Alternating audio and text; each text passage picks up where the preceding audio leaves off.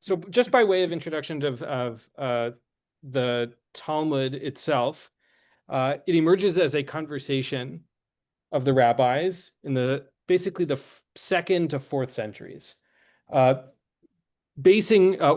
and based on a conversation by the Mishnah, the early rabbinic legal discourse from the first century or so. It's written in Israel and in Hebrew. And over the course of the subsequent centuries, two Talmuds emerge, one out of Israel, the Yerushalmi, and one out of Babylonia, the Babylonian Talmud, of which we are going to learn from the Babylonian Talmud.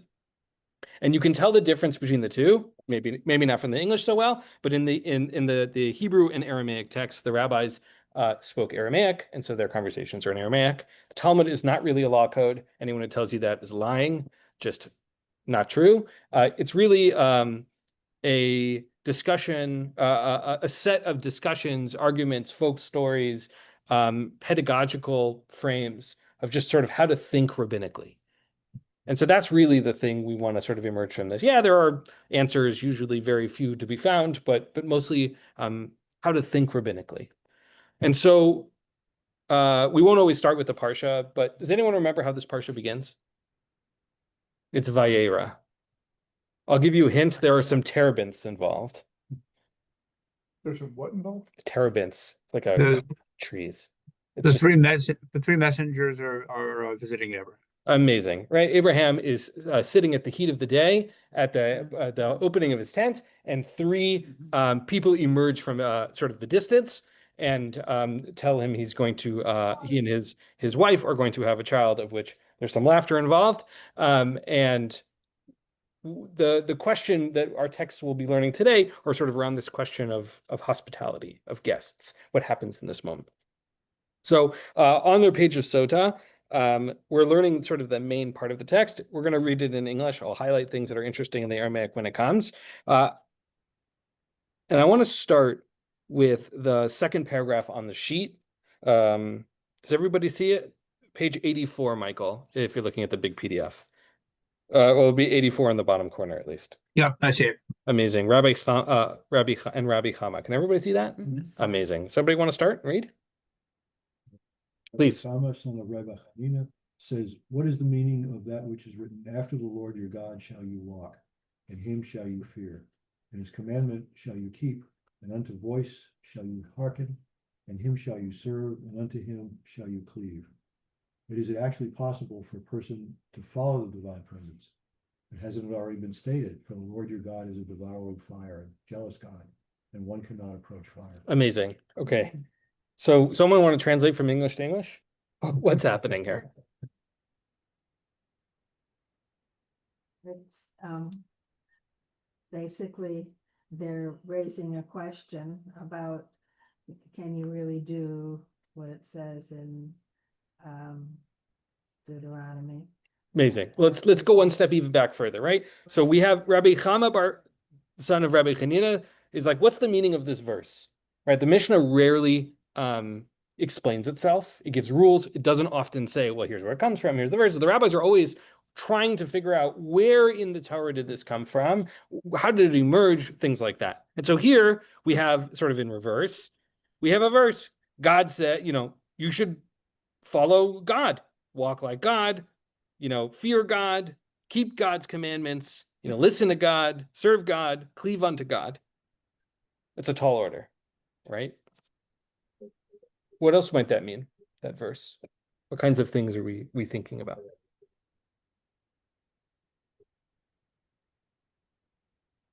It's not a trick question. We can brainstorm here. What are things that we often think about when we talk about following in the steps of God?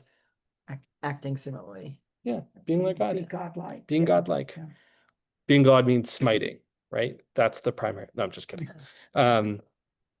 Okay, and then we have the question, Iris, that you named, right? Say it again. What's the question that's being named here? This, how in the world can you do that? Yeah, like how can you be like God? So, and what's the difficulty? What is being God like, or according to this? Well, we usually think of, but because according to this, that God's impossible because he's there was another verse somewhere saying he was a devouring fire, although there are lots of other verses which say other things. Nice like things, be perhaps. charitable because, Yeah. or, be righteous. and Exactly, righteous right. Or whatever. If But, God's a devouring fire and jealous here, that's what we're supposed to emulate. Is this even possible? Right? That's the question. What does it really mean to follow God? If God, it's crazy to even say that the rabbis are saying like, well, maybe not all of God's qualities are so good, right? So what could it possibly mean? Can I get another volunteer to read what happens next? Yeah, go for it, Wiley. Just the next paragraph. He explains. Yep. Right, he explains. Rather, the meaning is that one should follow the attributes of the Holy One, blessed be he. He provides several examples. Just as he clothed the naked, as it is written, and the Lord God made for Adam and for his wife garments of skin and clothed them, so too should you clothe the naked. Just as the Holy One, blessed be he, visits the sick, as it is with regard to God's appearing to Abraham following circumcision, and the Lord appeared unto him by the terebinths of Mamre, so too should you visit the sick. I'm going to pause you there for a second. Right. So we have our sort of resolution here. All right. God's not a devouring, or like God's not exclusively a devouring fire, right? God's expresses God's self in all these wonderful ways, which we should emulate. Here's what I want to highlight for you in the Hebrew. If you look at the second line, third word, it says the word ma. See that? If you are writing on your Talmud kind of people, you can put a box around it. Not everybody is. I am. But and if you look at the fourth line and the third to last word, it says af. See that? It says ma and af. So ma and af is a construction. Sorry, the pens may not all work. They've been sitting in my house for a while. Ma'af is a really common rabbinic construction, like a sentence construction. And now that you will, if you haven't heard it already, you will hear it everywhere, which is the just as, so too. Ma'af. Just as this thing is true, so too that is true. Right? So just as God clothed the naked, we should clothe the naked. Just as God visits the sick, right? Which pulls from this parsha, right? Then therefore you should do the same. All right. Why don't you keep reading in the English? You'll start to you'll hear it even more. Sure, just as the Holy One, blessed be he, consoles mourners, as it is written. And it came to pass after the death of Abraham that God blessed Isaac his son. So too should you console mourners.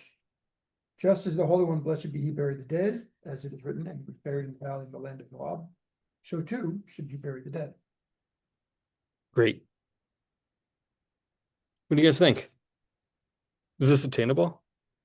Yeah. Do we agree? Yeah. Or it's a goal. Yeah. Although it's sort of pulling away from the previous question too, which is the previous question is like there are these these attributes you might not want to follow, and that this is like, well, let's, it's not quite saying let's ignore them, it's like let's follow the good ones. So it kind of keeps pushing this contrast forward. Yeah. That we are sort of subjectively saying which attributes to follow or not, which is potentially problematic. Yeah. I almost seem like they threw in the bad attribute just to kind of, the straw man kind of just say, no, don't really do that one. Do Yeah. these instead. No, I had a question too. Is this just about the bad attributes, or is it also saying like how close can you get to God? Like if he's a devouring fire, obviously you don't want to get too close, right? Because you could get hurt.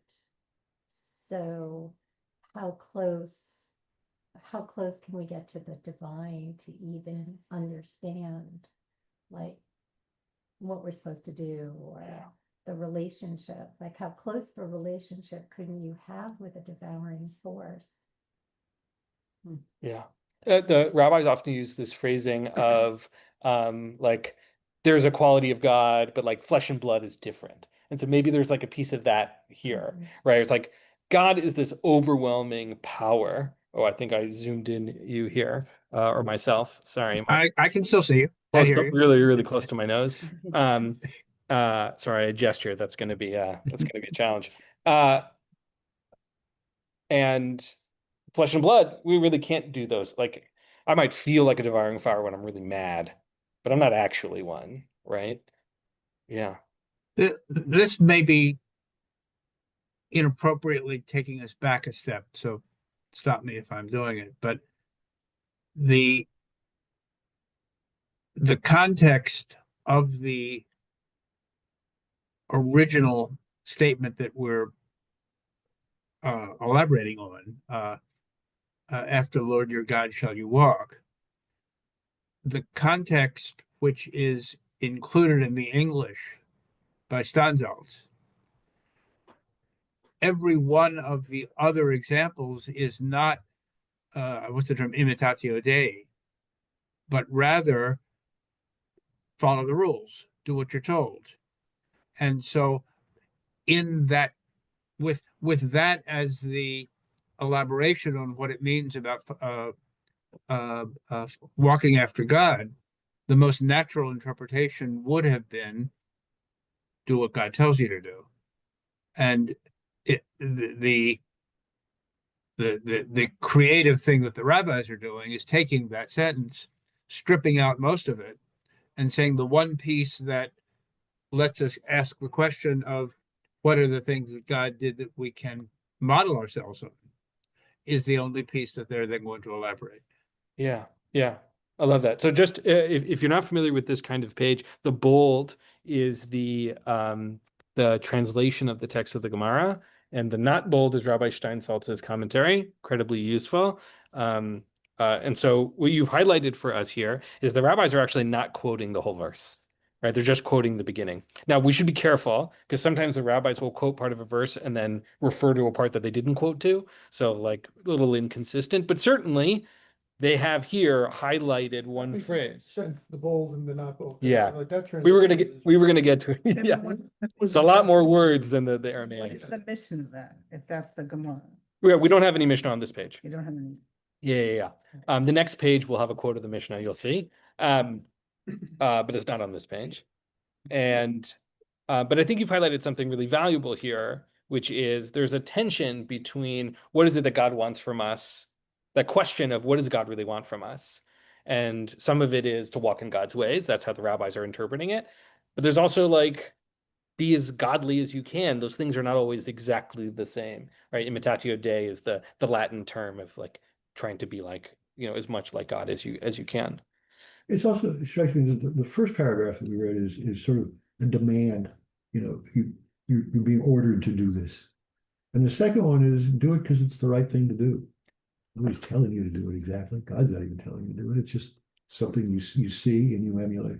Right. God becomes a role model and not just commander. Right. Yeah. Yeah, you're gonna say, and I'll come to you after.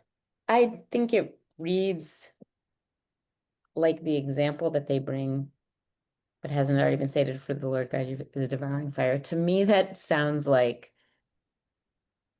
they're invoking, I don't want to say a bully, but like they're like, you should be like God because he's really powerful. You know what I mean? Yeah. And then they're like, and so you should do these nice things and these nice things, but just remember, he could smite you. You know what I mean? It just feels like there's like more like the rabbis are throwing that in. There are stakes on some level, right? God is this ostensibly all powerful creator of the universe. What we're doing actually, Matt, like has an implication. God is paying attention to us in some way. Daniel, and then I want to move to the next paragraph. Yeah, Dan, please. It's also interesting, like, all these be like God are very interpersonal things. So it's not like just like God observes Shabbat, you observe Shabbat. It's not like saying why you should, by kashrut. It's very much helping others are the ones that they're raising up. So sort of being selective in what they're highlighting in what it means to be like God. Yeah, God here is doing the interhuman things. Shabbat is probably the only in the one in that example where God actually does do it also. But that's a great example. I want to say one other thing about something you said before, which is the Rambam, Maimonides, has a whole philosophy on being the Benoni, right? Nobody's perfect, nobody's all bad, nobody's all good. The goal is to strive for the middle path. And the question becomes like, how does this fit into that or not, at least for the Rambam? And it's certainly interesting here.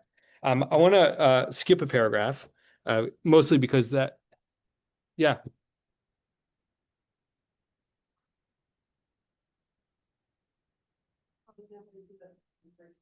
All good. Thank you. Good night. Hey, Jennifer. It is my first time locking and unlocking building, so we'll discover whether I've done it correctly. The next paragraph, which we're going to skip, is arguing about the garments. What are the garments that Adam and Eve really had? Fine, interesting, but not so interesting for us. But apropos to what you said, Kim, why don't you read the next paragraph? Rabbi Samlai. Rabbi Samlai taught, with regard to the Torah, its beginning is an act of kindness, and its end is an act of kindness. Its beginning is an act of kindness, as it is written, and the Lord God made for Adam and for his wife garments of skin and clothed them. And its end is an act of kindness, as it is written, and he was buried in the valley of Moab. Amazing, right? So there's a little bit of like a contradiction, right? Even if we're going to say that, okay, God is this like serious force that we should be a little afraid of, which was, I think, the point you were making. Here it sort of pulls that on its head a little. It's like, actually, if we look at the examples of God's encounter with humanity begins with kindness, and the Torah itself ends, and this is referring to Moses' death, right? And Moses is buried, which is a kindness. But it sort of papers over. There's a lot in the middle. Yeah. Kindness. Yeah, that's true. Well, and the making the garments was not really the very beginning. There were a few It's true. things that preceded that also. It's true. It's true. Selective. The ending, I think, is right. Yeah. Beginning is. Yeah. Skipped a couple things. Right. Genesis 3. We'll highlight that. It's not quite the beginning. Why the garments? Right. God was angry before he made the garments Yeah. because of, okay, you want to say. Yeah.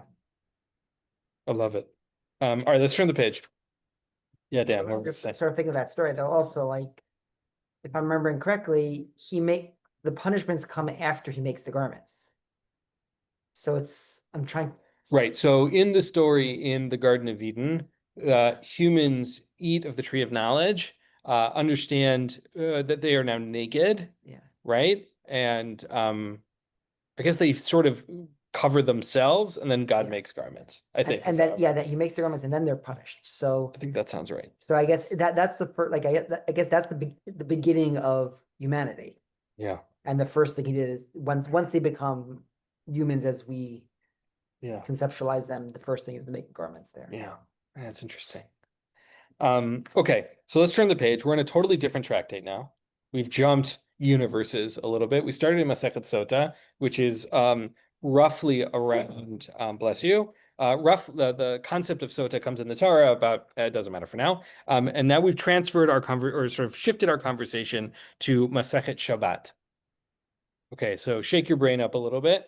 I put everything, all the sources are in the front of the packet, so that we wouldn't get too lost. Most of the time we learn from one thing. This time, the first time and the last time we learned from two things. Is Masechet Shabbat.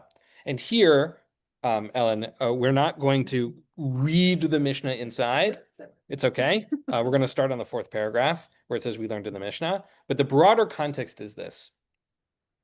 There is a concern for the rabbis about transferring objects from one domain to the other, right? This is the commandment of you should not carry, right? There's a concern about what you can and can't move. What are you allowed to do? And there's a list in the Mishnah, right, which is not explained. The rabbis are going to try and unpack it here among other places of like, why can you move these things? What can we learn from that lesson? Sometimes I'm sure in other parts of this conversation, it's a lot more technical. We're not focusing on technical stuff today.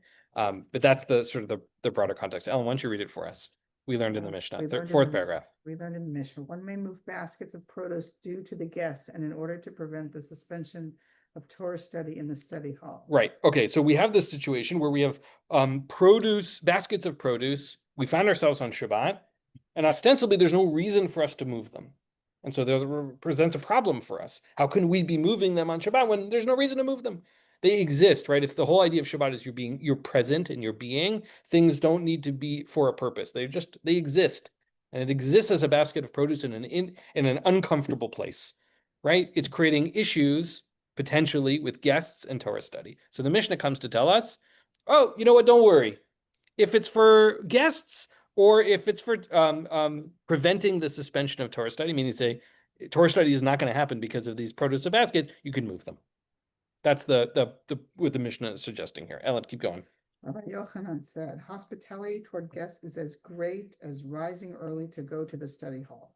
as the Mishnah equates them and teaches, due to the guests and due to suspension of Torah study in the study hall. Okay, great. What is Rabbi Yochanan saying here? So important to welcome your guests Yeah, that it merits doing something that we wouldn't otherwise do. yeah. Not only that, but what are we comparing it to? What is it as great as? Studying Torah. Studying Torah. Torah. Studying Torah is keneged kulam. It's compared to everything, right? How important it is to welcome guests. Keep going. And Rob Dimi from Naharda. Naharda says, hospitality toward guests is greater than rising early to go to the study hall, as it teaches, due to the guests and only afterward, and due to suspension of Torah study in the study hall. Okay, great. What does Rav Dimi say? Rav Dimi is saying, Michael, I'm hearing some sound, so I'm going to mute you. And you'll unmute if you have something to add. Rav Dimi is offering a slightly different perspective than Rabbi Yochanan. Rav Dimi is saying it's not just as important, it's more important. It's more important, right? And how do we know? This is always about the rabbis doing close reading of the text. How do we know that this is more important?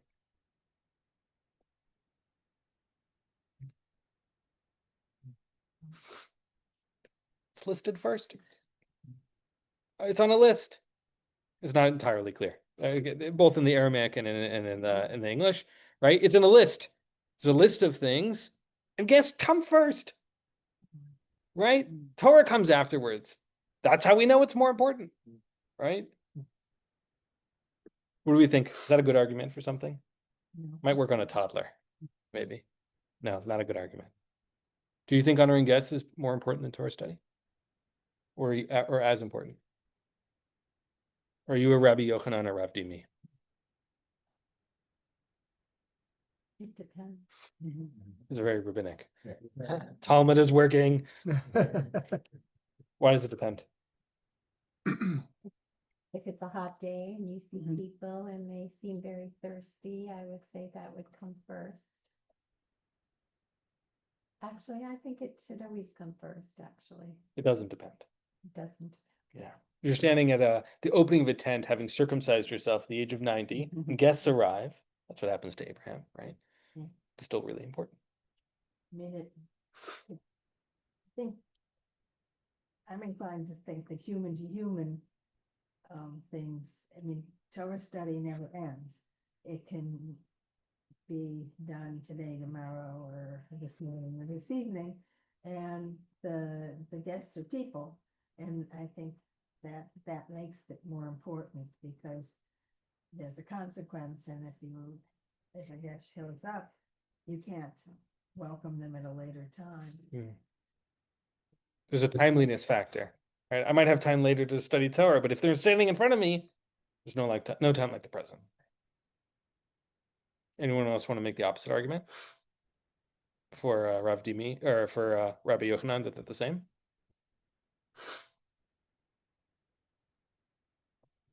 Yeah, it makes me, I mean, you can enlarge on this.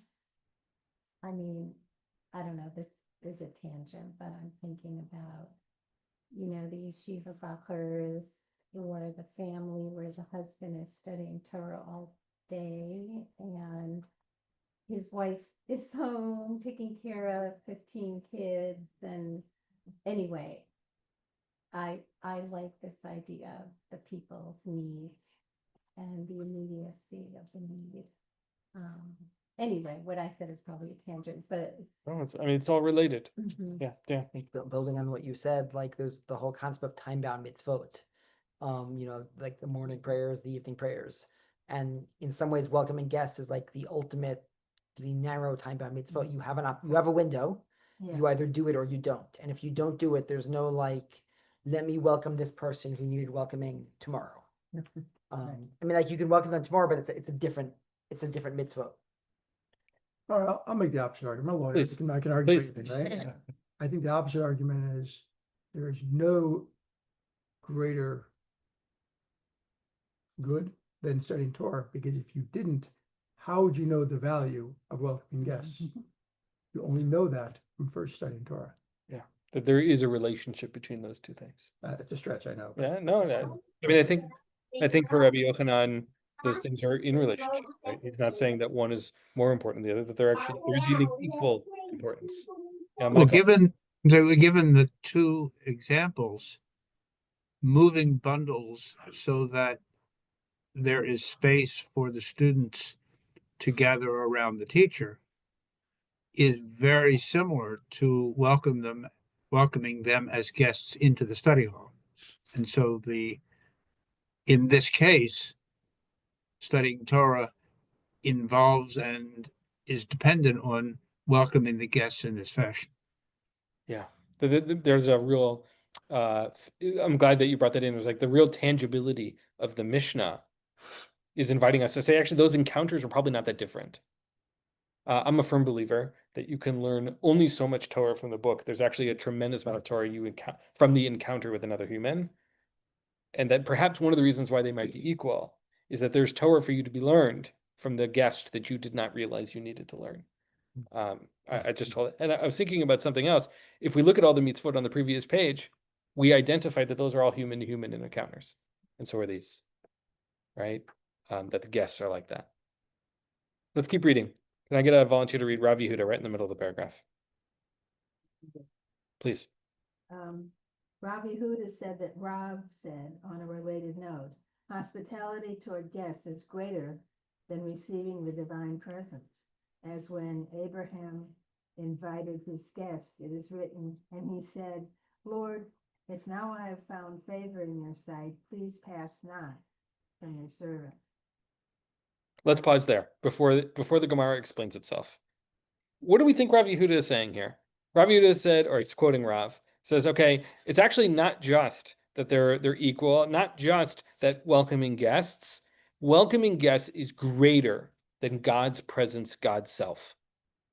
And then the example comes again from this week's parsha, right? If I found favor in your sight, God, please, don't depart, stay with your servant. He's now, of course, Abraham is saying this to the three beings standing in front of him, understanding that they are expressions of God, divine presence. Why do you think Rav is saying this? I mean, is it just from this verse, or is there more to it? Or why this verse? Well, it gives you an opportunity to perform the mitzvah. If there are guests and they don't stay, if they say, no, I don't want your hospitality, then you've lost your opportunity to emulate God by welcoming. You're telling me, right, in the circumstance where I've got two doors in my house and the doorbells ring on both sides, and one of them has guests and the other one has God, right? Okay. Rav is arguing, go to the one with the people and not God. If God's only there for a temporary amount of time, right? Same encounter. That's the argument. I mean, I'm not really arguing with you. But you can't really welcome God, you can welcome guests. That's true. And through that be emulating God. Yeah. Or people, yeah. And if God's intent is for you to welcome guests, then you should welcome a guest. Yeah. God in some way would feel you were not actually doing the right thing.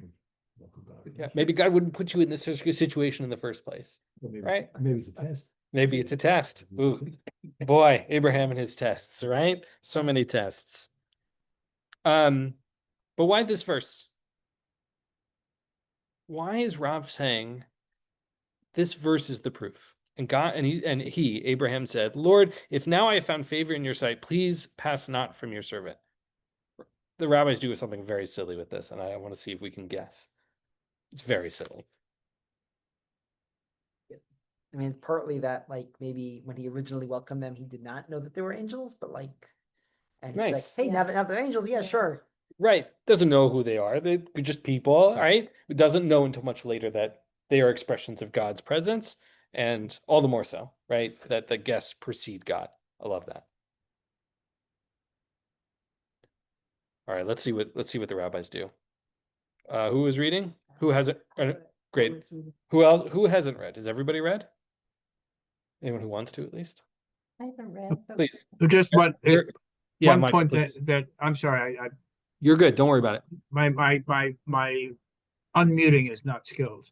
That the presumption here is that by being nice to the what he thought were human visitors, that is the way to find favor in God's eyes. In terms of what are the ways that one can achieve divine favor, the one that's mentioned here is being nice to guests. Even the language itself of saying, if I have favor in your eyes, is the hint itself that God desires this. Yes. Nice. Or that God would stay as a guest, as a representation that he has found favor. He says, please pass not. He says, if I found favor, pass not. Like, if I found favor, Stay. You should hang out with me and I'll host you. Yeah. And you'll be my guest. In the situation in the Torah, Abraham is having this encounter, and this is the way he welcomes them in, those three beings. Okay, keep going. Rabbi Elazar. Do you see it? Rabbi Elazar said, come and see that the attribute of the Holy One, blessed be he, is not like that of flesh and blood. The attribute of flesh and blood people is such that a less significant person is unable to say to a more significant person, wait until I come to you, while with regard to the Holy One, blessed be he, as it is written. And he said, Lord, if now I have found favor in your sight, please pass not from your servant. Abraham requested that God leave for him due to his guests. Right. So what is it? How do we know that that guests are more important than divine presence? Abraham says to God, hey, can you hold on a second? I got a couple of guests here. Can you wait? Right? Who would you say that to someone ostensibly in this world, that there are people more important than other people? Right? Like, that would be uncomfortable, embarrassing, difficult, dangerous. That's how amazing God is in this telling. It's like God's willing to be a little more patient. You know what? You got guests. I'll stick around. I'll wait. What chutzpah. For sure, the rabbis are adding this layer. Yeah. You're saying that's how amazing God is, but you could say that's how amazing Abraham is. Oh, yeah. So amazing that God's like, yeah, I'll just wait. I was listening to a class today on the Meir Einayim, who's a Hasidic master, and according to the teacher, he was saying that until Abraham, there was no chesed in the world. That Abraham's encounters with humans brings chesed into the universe. Now, that's a conversation for another day, certainly. But here also, right, sort of makes that point. Abraham's doing something really special here that we don't necessarily see elsewhere or before. You were going to say? I mean, this kind of also goes back to the whole previous page we're reading, where like God is a jealous God, but jealousy is not like help someone first. That's actually that does not, like, that could invoke jealousy, but it does not. Right. Which is to say, one might think, right, where God is described as jealous, that God would want you to prioritize God before anyone else. But Dafka, it's the opposite. God wants you to prioritize the other people in your life, people with whom you can express chesed and love and kindness, with all the things that we've talked about here, right on the previous page, visiting the sick and consoling mourners and clothing the naked and burying the dead. All incredibly serious things. There's not lighthearted things, right? Like, these are all really important, serious life and death things. A lot of death things, actually. God saying, do it first. This doesn't say how God reacted to Abraham saying, hold on a minute, I've got guests. It doesn't mean there necessarily wasn't jealousy. It just that this is what Abraham chose to do. It doesn't show what the reaction was. Yeah, we do know in the sense that they come in. He runs out and he says, Sarah, quick, make a meal. So if you've gotten like that, things wouldn't have worked out. For sure. Right, but certainly in this telling, we don't get the end of that story. But yeah. So chesed is one of the 13 attributes of God, whereas I don't believe that jealousy. Sorry. It says Elkanah in other places. Yeah. But right, in the famous 13 attributes, which we sing on high holidays, I don't know. Those are all. We skip the next verse right after the 13 attributes, which is there's a great section in Masechet Rosh Hashanah that makes a different. It's a whole argument about how we get to 13. It's like different counts of the 13. It's very silly. Michael, did you have something you wanted to add? No. Okay. All right, let's read a little bit more. We're going to lead the last two paragraphs, which may or may not sound familiar to you. They are in the Siddur, or some versions of them are. Rav Yehuda Bar Shela said, Michael, can you read it for us? I think you haven't read yet. You don't forget to unmute yourself. You're good. He's got it. Sorry, unmuting would help. Okay. Rav Yehuda Bar Shela said that Rabbi Asi said that Rabbi Yochanan said, there are 6 matters that a person enjoys the profits of in this world. And nevertheless, the principle exists for him in the world to come. And they are hospitality toward guests and visiting the sick, and consideration during prayer, and rising early to the study hall, and one who raises his sons to engage in Torah study, and one who judges another favorably, giving him the benefit of the doubt. Amazing, right? So now here we have like a list of things, right? Rabbi Yochanan said, it's the same Rabbi Yochanan who said the hospitality is as great as rising early to the study hall. Here's a list of things. You do them, they're going to serve you well in life, and they're going to serve you even better in the world to come, right? So they get double bonus. Hospitality, visiting the sick. Iyun tefillah, it's translated here as consideration during prayer. It's probably like really close intentionality. Doesn't say intention, it says iyun. It's a conversation for another day. Rising early to the study hall and raising one's children to engage in Torah study, and then dan the kafskut, giving people the benefit of the doubt. Do we agree? Is there anything missing from this list? Pretty good list. It's a pretty good list. I mean, there's the other 611 other stuff. Yeah. A couple other mitzvot missing. Yeah, sure. Yeah. Is there something that binds these together? I mean, some of it we know because God did it. We should do it. Is there anything that holds these things together? It's a generational thing too, because they're thinking of the children, the continuity. Building community. Well, there are 3 and 3. 3 are interpersonal interactions, hospitality, visiting the sick, and judging another person favorably. And the other 3 are the individual's relationship with the divine. Interesting.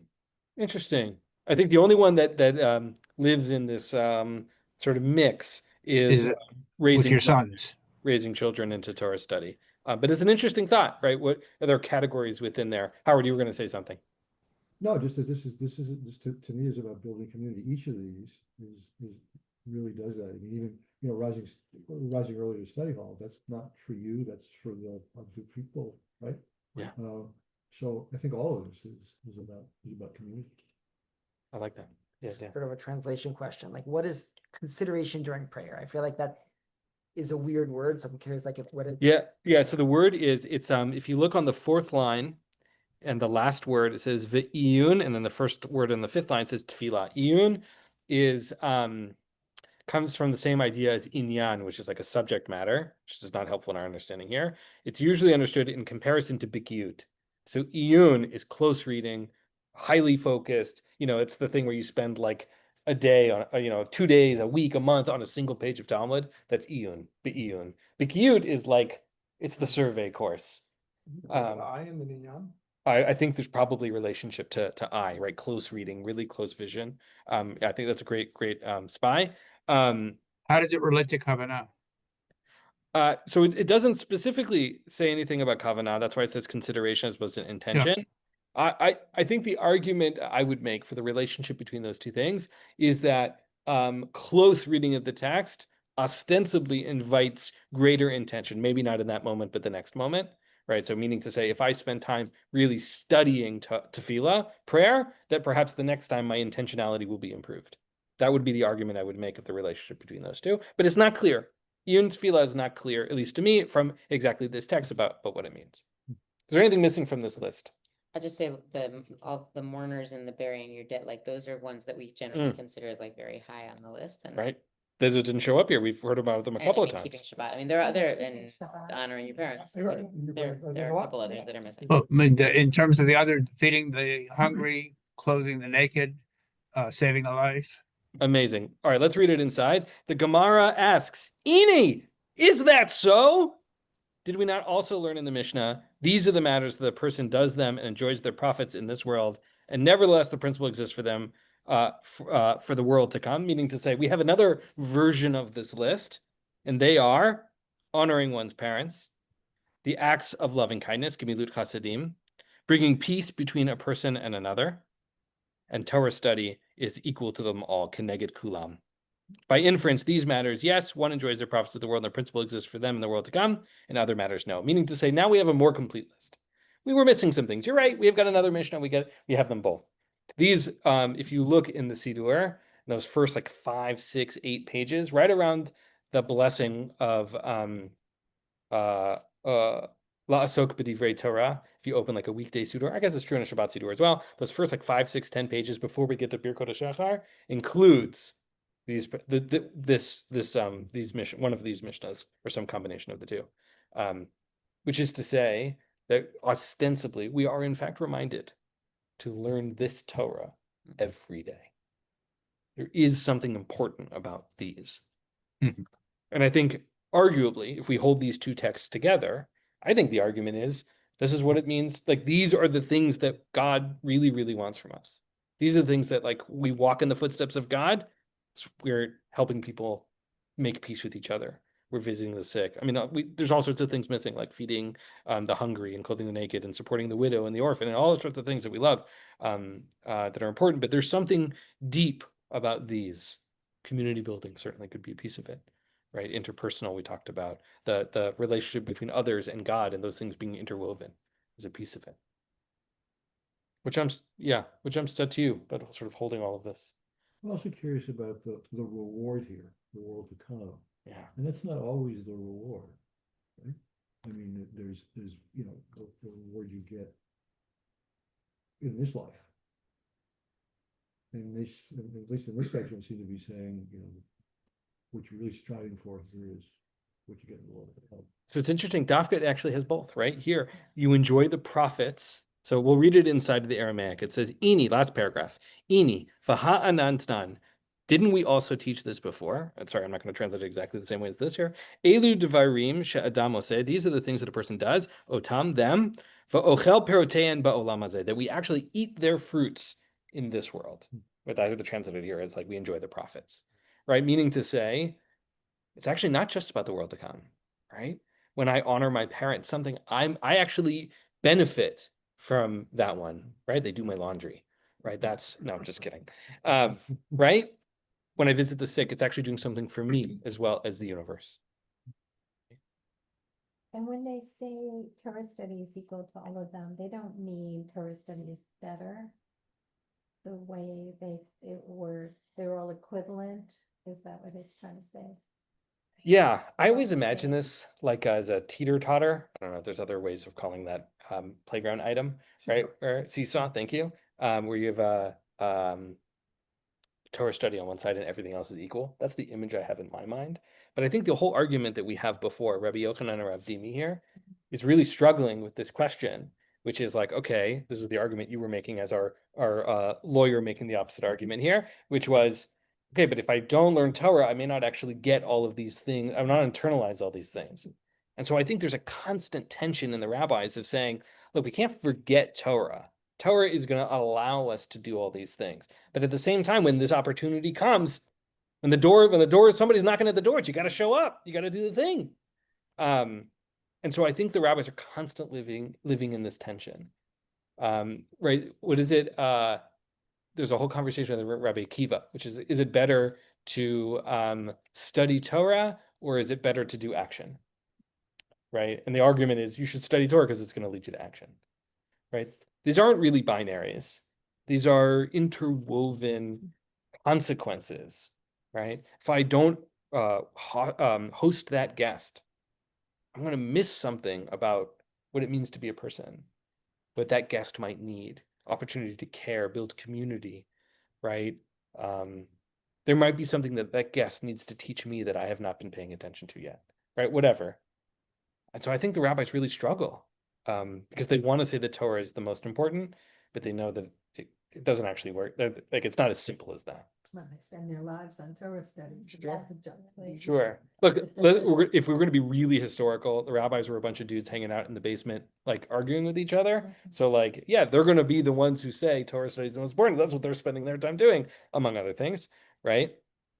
But they certainly have a take. They won the argument because we're still Right. They won the argument. We're still here 1800 years later. Exactly right. So I have an issue with this whole idea that a Please. person does these things because you're gonna enjoy the fruits of it. Doesn't that run counter to that notion that you do good things because they're the right thing to do? Not because you're going to get some benefit from it.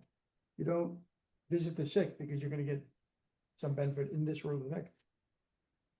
You do it because it's the right thing to do, and that is, I guess if you say that's its own reward, then you're getting some kind of reward. But to me, it runs counter to that notion of you do these things because you're going to get some benefit from it.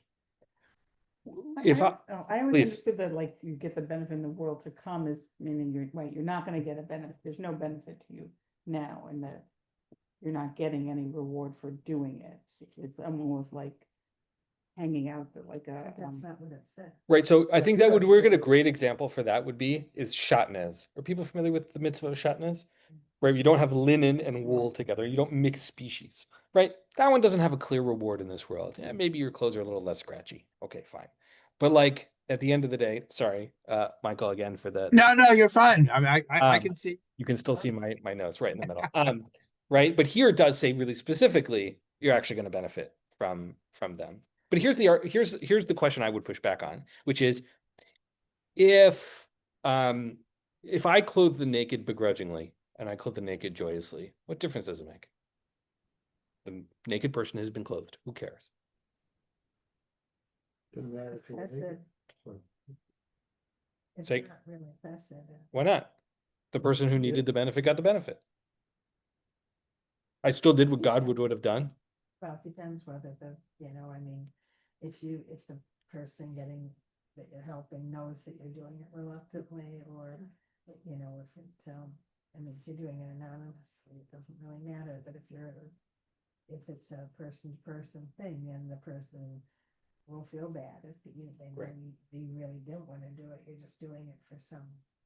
If I'm sitting at my computer donating to the food bank, then I do it angrily versus happily. Nobody knows. But you're right. The human encounter, it does impact. Yeah, I mean, I think it's sort of non-judgmental on the motivation. Like your motivation could be this is the right thing to do, and you receive a benefit. Your motivation could be I want the benefit, and you receive the benefit. So it seems sort of, I mean, I'm not sure agnostic is the right word for this, but like it seems agnostic like you're on motivation. Yeah, motivation doesn't necessarily negate the thing. Yeah, Michael. Well, I think that there's another aspect of what that they're zeroing in on, and sort of to put it into the jargon of people living in retirement. You do these things, but you're not impairing your principle. In other words, they're distinguishing between the consumption of the fruits, the interest, the yield, and saying that doing all of this is It's still in the bank, if I may put it. the basic resource that you are drawing from in order to do this good deed is not diminished. And I love it, right? Because often fruits are coming from plants that will grow over and over and over again, or all you. Well, I mean, the fruit. I mean, Metaphor. they're not thinking of it in terms of finance. Of course, but it's the same concept. Yeah, I'll add one more piece to this, which is I think the rabbis in other places would say, we don't care about your motivations, except for the fact that if you do it begrudgingly and you do it begrudgingly, and then the next time will be less, and the next time will be less, and eventually you will come to want to do it for yourself. Right? But the rabbis would say, like, even if you don't want to daven every day, because at the end, like, you're still going to find a benefit from it, and it's going to get easier, and it's going to be more enjoyable. And at the first time when you do something, it's hard, right? It's different when you work out and you haven't worked out in a really long time. It feels like you're like in molasses. Right? It sucks, right? Your legs are all itchy, and it's not an enjoyable experience. But once you're in the practice and the rhythm, then it becomes beneficial. And so I think the rabbis, not that they don't care about motivation, right? Not a seva nishma, says the Torah, right? We'll do, and then we will understand, right? It's like those are not always the same. The motivation it's not that it doesn't matter, but they're not necessarily always overlapped. So I want to end sort of here. What are you walking away with? What's this Torah? What Torah of these 2 pages is leaving you with a question, or a challenge, or a takeaway that is meaningful here? What's the fruit that you're profiting from here? I think for me, I love the idea that the way you treat other people, your hospitality to guests, or whatever other good deed you're doing can be seen as equivalent to studying Torah. It's almost like though putting Torah into practice, right? One is learning, and one is actually the application. So they're almost sort of the same thing in a way. Yeah. Amazing. Thank you. I'm a little obsessed by this world to come thing still, about the, like, why do you need a reward, and the, like, it's like, you need motivation to do these things. You're gonna profit now, and you're also gonna profit in the world to come. So God needed to tell me that, like, because they're not really saying do it because you're supposed to, do it because you're gonna profit from it. You'll profit from it now, and you'll get good marks in the world to come. It will help you in the world to come that you did this good deed. Yeah. I always thought the world to come was like a kind of a cop-out explanation. When things couldn't be explained, you're like, oh, we'll all be worked out in the world to come. But I do think in the time frame that this was, there was not the level of comfort that we might have right now, and maybe that would be really meaningful to think, oh, I'm cold, and and it's awkward, and I don't like, and I'm scared, but actually there's like this other thing to be aiming for. But I'll just say my takeaway is actually maybe not the intended one, but I would say my takeaway is that studying Torah is as valuable as the Muvan Me'elav, like the evident one to me is hospitality. And I'm taking away that actually studying Torah might be of the same merit, which I know is not The really opposite. I love that. I know that was not the opposite, but I just feel like, love it. and I actually feel like this community, not to speak globally, it's like has a welcoming and a hospitable vibe. And I think how many of us said it's been many, many years since there's been a lot of Torah study, but I don't think it's been many years since we've been hospitable. So to me, there's like, oh, maybe that is a place to put intention and time and energy and resources. Everything in Dal. Yeah. I think there's Yeah, Mark. there's an aspect, of all of these person-to-person interactions. This is the one which at least is adjacent to relationship with strangers. Say know, it one more time. Mhm. Okay, that when we think of hospitality, we usually think of an invitation to someone that you already know to come and enjoy sociability with you, sharing some of the comforts that you have to offer in life. But the example of hospitality to the 3 strangers, and in general in a non-hyper civilized society, hospitality also includes being nice to someone that you're meeting just now, was not inside your either inner or even outer circle, but being nice to them. Yeah. And the rabbis in Babylonia certainly lived in a relatively cosmopolitan context, encountering lots of different kinds of people who were their neighbors, and absolutely great. I mean, and the whole question of obligations to a ger. Yeah, yeah. That's a sort of a horse of a different color. I mean, it's related, but not the thing. But I'm saying, but the idea of why did they focus here if we're talking about interpersonal relationships where you're modeling God's behavior? Yeah. it was Abraham who was the hospitable, not God. In terms of The example being given. the examples. Yeah. But clothing the naked, feeding the hungry, visiting the sick, these are all interactions which are generally between people who know each other. And hospitality is the An one outlier in which there. can also extend out to someone whom you don't know yet. I love that.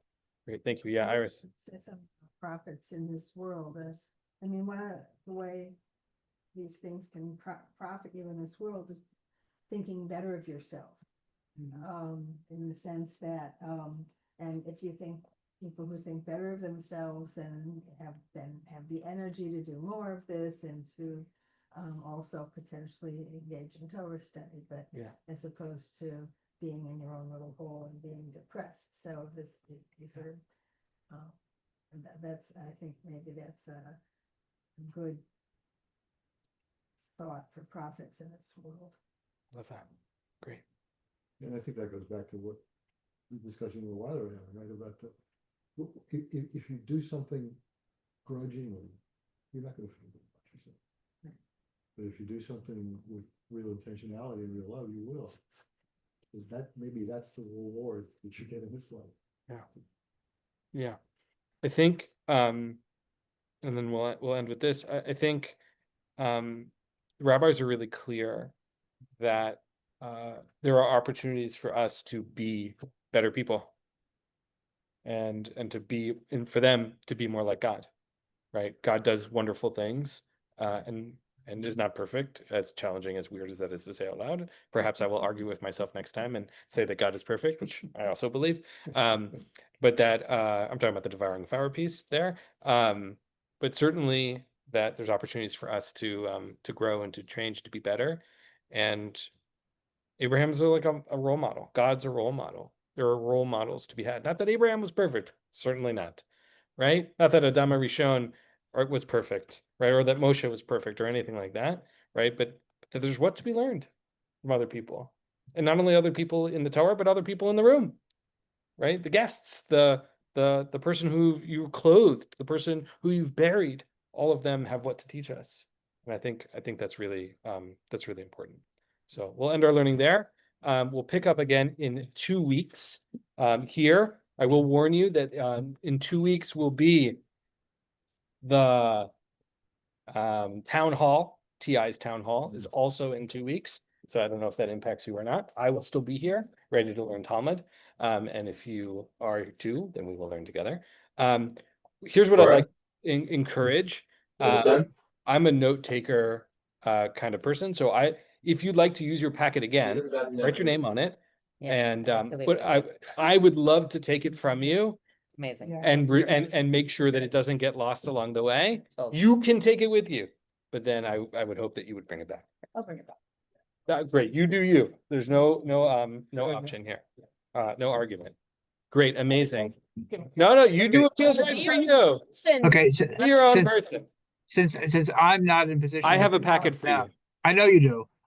Instead of your leaving it for me in the cloakroom, can you just do what you did this time and give me the sites to the Yeah, pages that we we're can gonna be figure it. learning? Yeah, we can figure it out together. Yeah, not to Yeah, worry. so just I mean, don't worry about getting a packet to me. Just get me the sites.